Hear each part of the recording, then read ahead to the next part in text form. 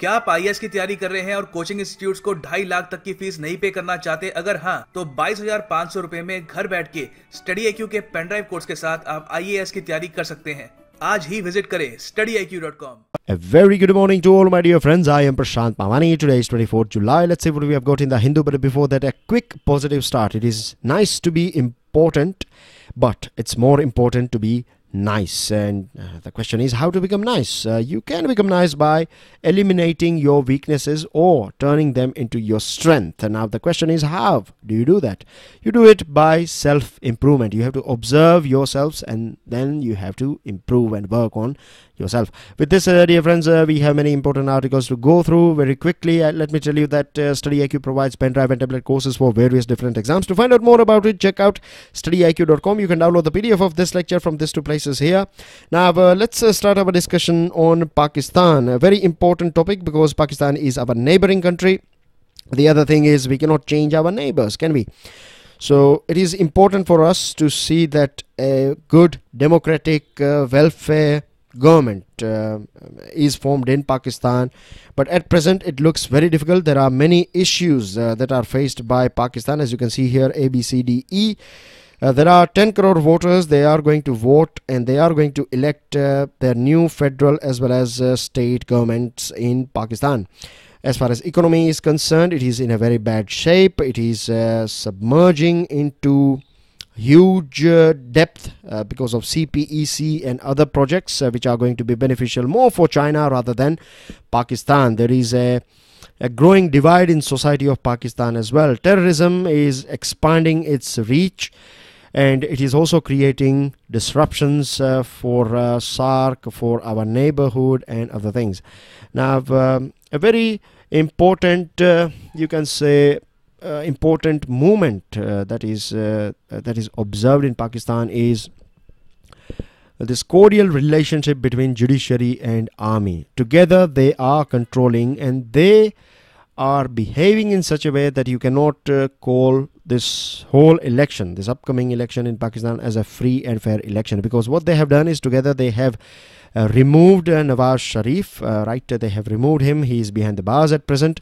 They are supporting Imran Khan. Shahbaz Sharif and Bilawal Bhutto are other two candidates. Now, Shahbaz Sharif is brother of Nawaz Sharif. He used to be Chief Minister of Punjab province of Pakistan. And then you have Bilawal Bhutto. His father was president of Pakistan. So you can see here a bit of nepotism, a bit of, this sort of things are going on. And there are not that many choices as well in front of Pakistani voters. As far as terrorism is concerned, as far as bloodshed is concerned, you can see that many leaders are killed by this extremist groups during this political campaign or election campaign that were going on. And in Balochistan itself, 145 people were killed last week. There is a increase in this pro-jihadi people, and they are creating problems for minorities as well in Pakistan. And this most you can say painful thing for Pakistan is that there are heavy restrictions are placed on media as well. So what you get from news, not all of them, but many of them are under this watch of judiciary as well as this army, and they want to see a puppet prime minister. So this is again going to be bad for Pakistan as well as bad for neighboring countries too. Moving on to another item, this is about stimulus mode, a sort of mini budget. That sort of environment was seen in this 28th meeting of GST Council. GST Council is an apex body as far as indirect taxes are concerned in our country, right? This GST Council in its 28th meeting, they have reduced tax on nearly 85 goods, and it indicates that just launching GST and just forming GST Council is not going to be, it's not an end. It's a thing that we can term as a work in progress. You can see here we have talked about this thing that we have seen many ups and downs, right? Many changes have taken place so far as as GST is concerned, and this is a good thing. It's not a bad thing, it is a good thing. there are many positive things that are coming out of it, like say for example this rate cuts, right? It is going to work as a stimulus. It will drive consumption because there are so many items. I provided you this picture yesterday as well, so if you haven't gone through it, I will recommend you guys to have a quick glance over items that are not taxed under GST now, items that are in this highest slab bracket, and then you have other changes here: 18 to 12%, 18 to 5%, 12 to 5%, and 28 to 12%. So 85 items in total as far as this 28th meeting is concerned. So this reduction in price is going to boost up demand. That's what we expect. And festivals are just around the corner. You know, our economy is a festival driven economy, so it provides a sort of stimulus. This festival driven economy nature provides a nudge. Every time when we find a little bit of slowdown, you find that Diwali comes in and things will grow up, and then you have again a slowdown, then you have Eid or Christmas, and so this way this helps us a lot and our economy too. Now there are many people, they are saying that this is all because of elections that are just around the corner. But if you go through the nature of GST Council, you know that you have central government, then you have representatives of different states. Most of them are finance ministers of different states. So this is a very good example of healthy federal structure of our country, right? This GST Council is a very good example of a healthy federal structure of our country. One more thing that I would like to add here, that 33 as far as voting and rights as well as share of voting is concerned, then you have 33% weightage is given to central government and 66% is given to various different states. All different states together, their vote weight is 66%. So you'd be thinking that if you cross 50%, it's going to be easy. No, you have to get 2/3 majority if you want to, if there is any requirement of vote and passing or taking any decision, important decision. If there is lack of consensus, then you need to go through this voting system. But so far we haven't used this voting system. So this indicates that GST is working so far so good. It also indicates that this reduction in tax slabs of 85 goods and other items indicates that a government is confident enough that the revenue yields from GST is going to be comfortable. Recently, Hasmukh Adhia, who is Revenue Secretary, he said that we are clocking on an average 90,000 crore, which is not bad per month, right? And even if there is going to be a shortage for the first year, it's going to be just of 6,000 crore rupees only, which is again nothing. So we can you can safely say that GST is a success story as far as our country is concerned. But as I told you, it is a work in progress thing. There are many changes that we will find in future, and changes are important because it will keep us up to date as far as this indirect tax is concerned. There are two concerns or two issues in front of GST. The first one is that because a very short period of time is given to this companies, right? From 27th July, these new rates will kick in. So you have to get rid of your old stock as soon as possible. And there are chances that this anti-profiteering actions will be taken against this company. So government has to of course, because festival seasons are just around the corner, so government wants to bring it out as soon as possible. But at the same time, government has to keep this thing in mind that if it is providing less room for implementation, then it should also provide some leeway as far as this anti-profiteering actions are concerned. And the second one is that there are many members, they are alleging that they were not informed about rate cuts and agenda and other things. If this is the case, then it is again a very serious, it should be taken very seriously. As I told you that so far we haven't used this voting system and we don't want to use it. I'm not saying that it is bad to use this voting system, but we have not used voting system indicates that it's a very healthy council. It's the meetings and other things that are taking place. It's more for one nation, one market, rather than my state and your state. Moving on to another item. This is about befriending the neighbor. It's about Bhutan and India. Like in all good relationships, what happens is that in between many countries, as far as this diplomatic world is concerned, international relations are concerned, we have seen this thing that earlier on, two countries, in past, in history, you cannot say that they used to have good friendly relations, or they have cultural ties, but later on we find that new leaders and new demands, new opportunities will force, or you can say pull each other towards each other, two countries towards each other, and after that we find that they have altogether new present and new future. Something similar can be said about Bhutan, right? We were not that, you can say, we were never in a state of animosity, but things were not as we find it now. Bhutan is a small, tiny nation, Himalayan nation, right? It is, you find it in northeastern part of our northeastern part of our country. As you can see here, this is Bhutan.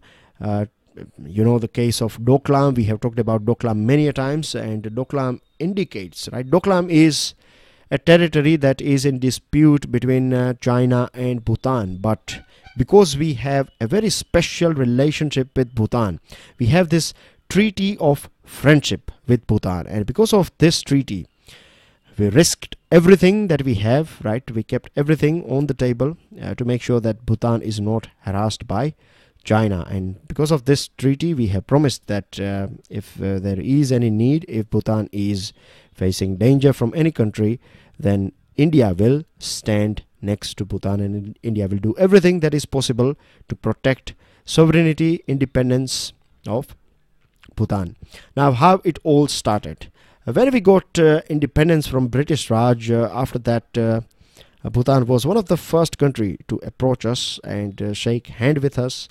Then at that point of time we used to have this KPS Menon, a very senior bureaucrat, and he's very famous as far as this international relations are concerned, or Nehruji's foreign policy is concerned, because he was the main player behind non-alignment movement. As soon as he became foreign minister, we saw a delegation from Bhutan, very important delegation from Bhutan, arrived in India, and negotiations were going on.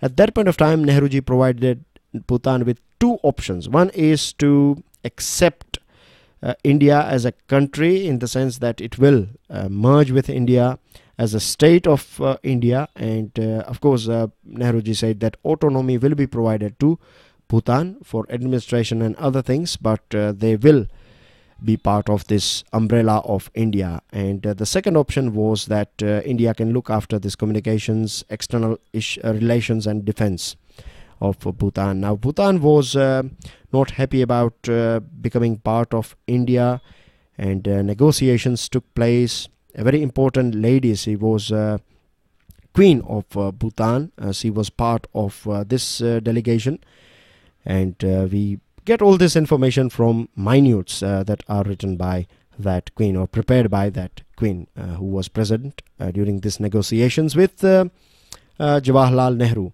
So Jawaharlal Nehru said that you come under our umbrella, we will look after you. And he also said that looking after your foreign relations is the second option, is going to be, or it is a liability for a country like India. So at that point of time, the Queen also said that if it is a liability, then why don't you give it up? We don't want you to look after us, we can look after ourselves, and this sort of things were going on. But finally, 1949, 8th August 1949 to be precise, we signed this Treaty of Perpetual Peace and Friendship. And since then, the relation, as I told you about Doklam, this was the first country that was visited by Prime Minister.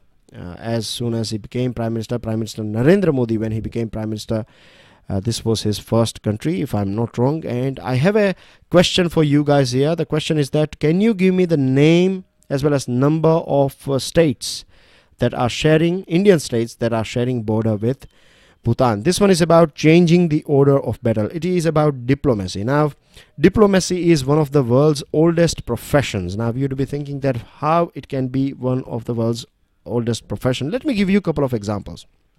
I'm sure all of us in our childhood, we have seen this serial called Ramayana and Mahabharata. And remember when Hanumanji visits Sri Lanka, he approaches Ravan and he informs Ravan about all the threats that are lurking on him if he does not hand Sita ji back to Ram.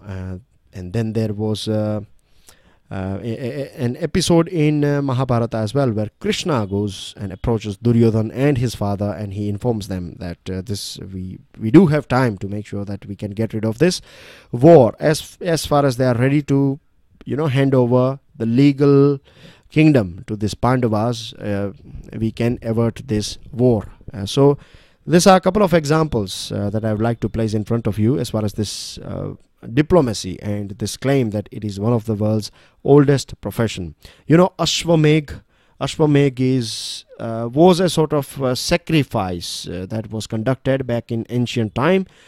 You decorate a horse and then you leave this horse, right? The horse will go wherever it likes, and if no one is stopping, if it is passing from someone else's kingdom, and if no one is stopping that horse, then that kingdom has indicated that they are ready to become part of this federal structure. You can say there will be a central government, and then your kingdom will be like a state government. But if you stop that horse, then you are ready for a war. So what I'm trying to say here, that this Ashwamedh as well was a very important tool of diplomacy. If you analyze it, then you find that it was a very innovative way as well to conquer new, to expand your territories without even you can say shedding a drop of blood. So at present, what we are finding this summit diplomacy. It's a new trend that is going on, and it all started back in 1938 when then Prime Minister of UK visited, his name is Neville Chamberlain, right? Neville Chamberlain, the person that you can see on your screen. In 1938, when Europe, or this dark clouds of war were brewing over Europe at that point of time, he met Adolf Hitler. He faced many criticism and other things back home, but this was, you can say, start of summit diplomacy. And summit diplomacy basically means that prime ministers and presidents, the top leaders of any country, taking utmost interest in foreign policy of that particular country. So this is what we call summit diplomacy. And what we are finding nowadays, we are finding this trend of summit diplomacy. Let's take Mr. Trump here. See his discussion with Kim Jong-un in Singapore, and we cannot say that we have achieved everything. We haven't achieved the denuclearization of Korean Peninsula yet, but one thing that you can safely say is that this meeting that took place has certainly created an atmosphere of, or it has lowered the temperature in Korean Peninsula. Then you have Mr. Putin. We were talking about Turkey. We were talking about his ties with China. You know that Turkey is drifting towards Russia now. Germany has started purchasing gas and other things from Russia, and war between, this Cold War thing that is going on between Russia and USA. But both leaders, they had a meeting as well, this summit level meeting. And this article is also teaching us that it's not that when you have summit level meetings, it's always positive. It's not that you will get results 100%. No, it's not that. It could be good, it could be bad as well. We have Xi Jinping, we have Prime Minister Modi. If we go through our past examples, then we find Jawaharlal Nehru, right? We are talking about Bhutan, and that Jawaharlal Nehru was a very important player as far as this foreign policy of independent India is concerned. He was again a very important leader of non-aligned movement. Rajiv Gandhi, after this war relationship between India and China were at its worst. It was a sort of phase of stalemate, but this was reopened. These talks and links were resurrected by Rajiv Gandhi back in 1988. Atal Bihari Vajpayee interacted with Pervez Musharraf, and that was a sort of temporary respite from this cross-border attacks and ceasefire violations. During the tenure of Prime Minister Manmohan Singh, if we go through the figures, then we find that this phase was the most peaceful one as well. It was very few ceasefire violations took place. As far as Mr. Modi is concerned, he has given a new, you can say, a vigor to international relationships, and he has also started this informal summits. We had two successful informal summits, with one with China, one with Russia. And we were talking about this 2+1 dialogue. 2+2 dialogue is a new thing. So this sort of summit level meetings, right, they are new trend. It is in fashion at present. Many a times we have seen important results are delivered because of this summit diplomacy, and it is also taking our leaders, right, into uncharted waters. But 21st century is about disruption. We have seen new ways of doing things in different spheres, and why not diplomacy? This is about art of writing a judgment. The problem in our country is that it's very difficult for us to go through judgments. It is very difficult for us to go through legal documents, because the language that they use is so typical. It is so difficult to understand the words and the meanings, and this is one of the reasons why I believe that many people out there in our country, they're not that much aware about our law, which is a very important thing to understand. And one of the reasons is that if you go through judgments, right, recent judgment on this role of Chief Minister of Delhi, as well as role of Governor of Delhi, a stand was taken by Supreme Court, and we find that 500-page big judgment was delivered by the court and by Supreme Court. And what we find is that big sentences, 280 words, 6 commas and 17 ends we find in different sentences of this judgment. And this is not just this judgment, it applies to all the judgments that we find. The other thing is many comments that are used are also not good, like wife beating is a normal facet of married life.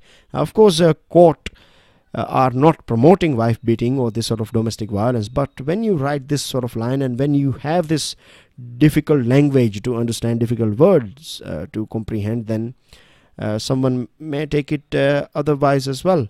You have this judgments, right? They don't follow any sort of uniform structure, like recording facts, issues, submissions, and reaching to the decision.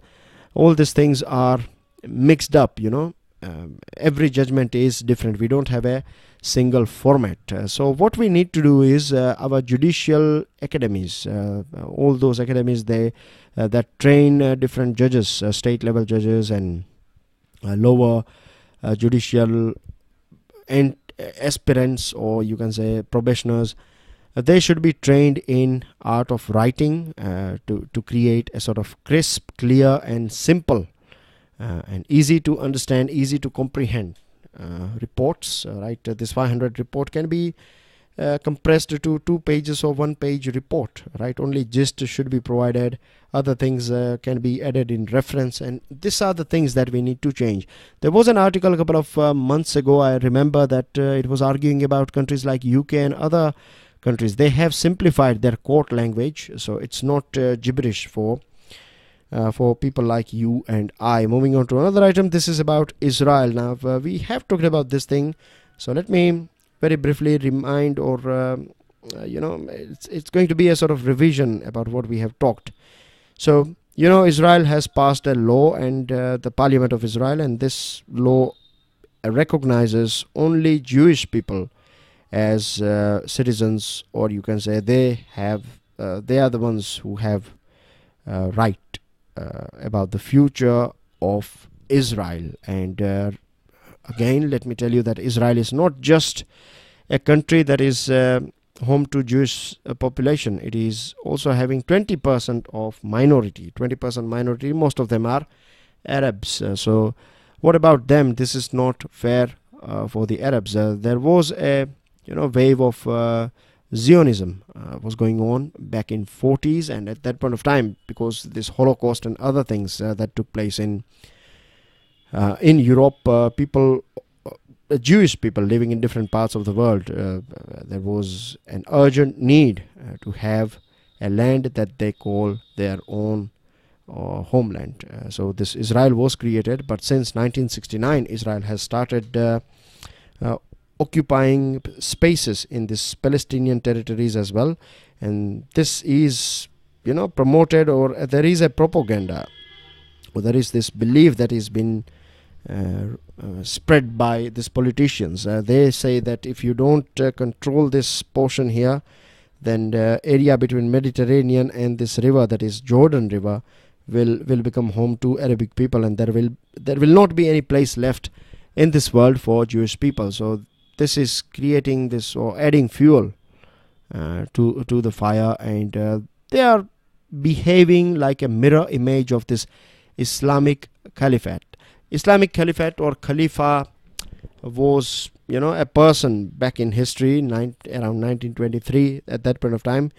That was the last Khalifa, but now what we find is that this ISIS and other banned organizations and terrorist organizations, they are trying to spread this idea of Khalifa. But as far as Muslim community is concerned, as far as Muslim countries are concerned, they are not interested in that thing at all, right? They are more interested in their own development, in peace and economic development, social development, education and other things.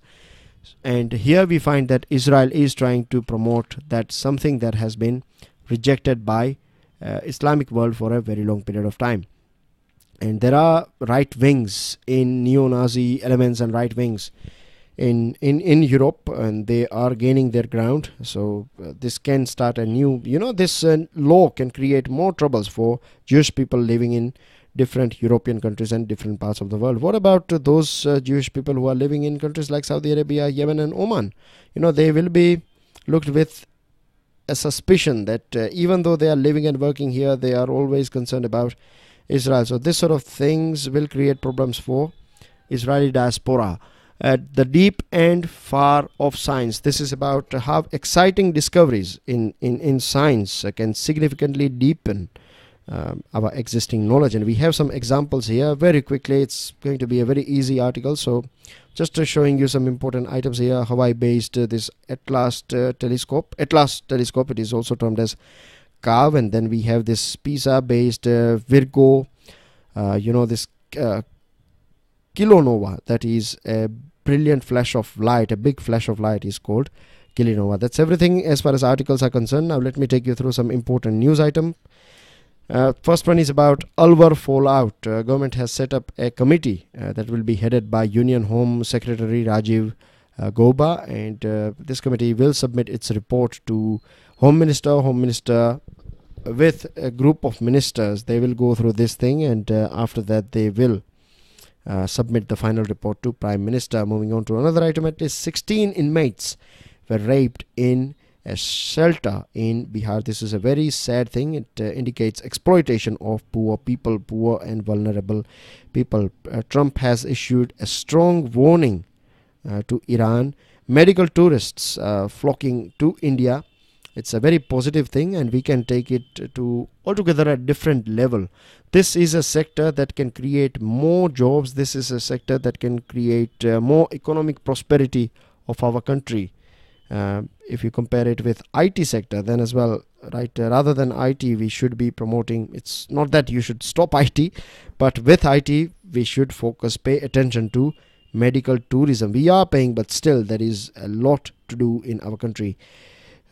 Motor Vehicle Act is being debated in Rajya Sabha. Lok Sabha passes bill on check bounces cases, and Prime Minister in Africa. And we have seen here, if you go through it, you will find that investment or foreign direct investment, FDI, from India to Africa is falling down, but FDI or investment from China is picking up. So that's everything, dear friends. This is about banks have agreed to solve this stressed assets quickly. It's about this ICA, and ICA is a sort of plan, right, or a sort of pact where if 66% or 2/3 of the lenders in terms of aggregate exposure, if they agree that these are the steps that we need to take, then that will be applicable to other 1/3 as well. And India's rank has slipped from 8 to 11 in the latest this 80 Kearney report on confidence index. It's associated with business environment. And these are your answers here. Let me give you a brief about Chinese aid. Chinese aid, they give you terms and condition, and after that you will be given with money. Whereas in India, what we do is we first give money, and we are also not forcing any country to follow or do or take projects that are beneficial for India. When we give money, we give it for the benefit of that country. And here you have other answers. Today I have got 2 questions for you. Make sure you download the file and go through it. Thank you very much. Jai Hind.